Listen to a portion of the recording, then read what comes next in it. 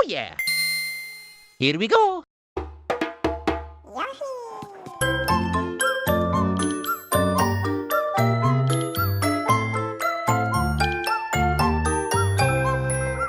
Yoshi's Crafted World looks great. How could it not?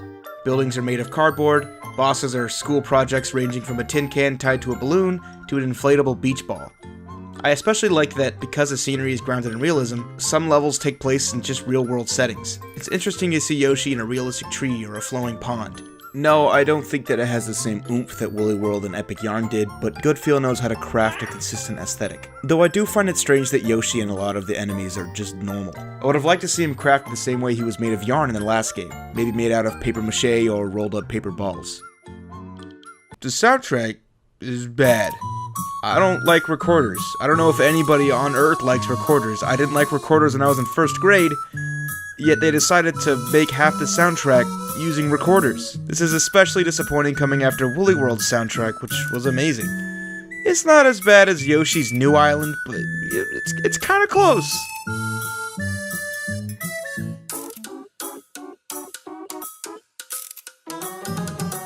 All of the familiar gameplay is here, with a new twist each level to keep it interesting. Here you're controlling a huge Yoshi mech, destroying blocks to build your high score.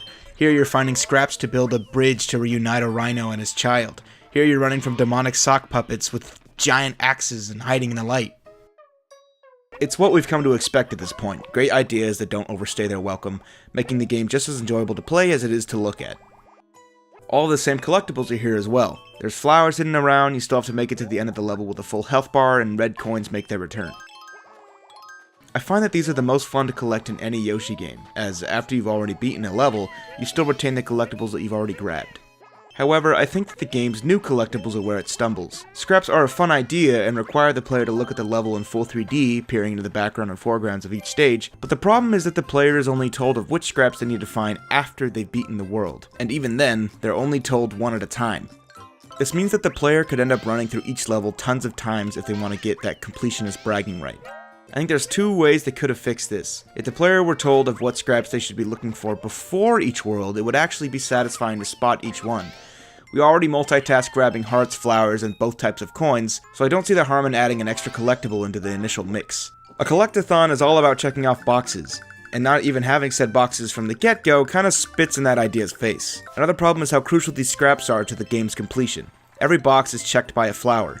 Getting all the red coins gets you a flower, having full health gets you a flower, getting flowers gets you flowers, and of course, each scrap garners a flower.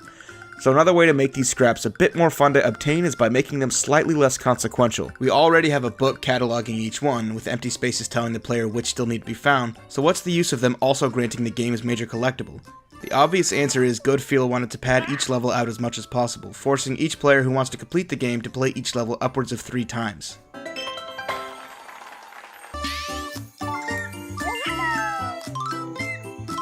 On the flip side, the Poochie Pup missions are a great addition. After completing a level, the player has the option to run back through it and find each Poochie Pup while a timer works as their score. Find all of them before a certain time and you'll get yourself 4 flowers. The hook here is that the level is flipped. You're not only playing it back to front, but your perspective has been completely changed. This inclusion is an awesome way to reuse assets already present, so it makes it even more baffling that Good Feel felt it necessary to add so much extra fluff. Even after you beat the game, there's one more useless objective added to each level. Yoshi's Crafted World is a fun game. It's a Yoshi game, it's hard for it not to be. But it flounders in its lack of confidence. It doesn't trust itself to satisfy the player with its 17 worlds and nearly 50 levels, each flaunting a great new idea and effectively doubling itself by turning the perspective around.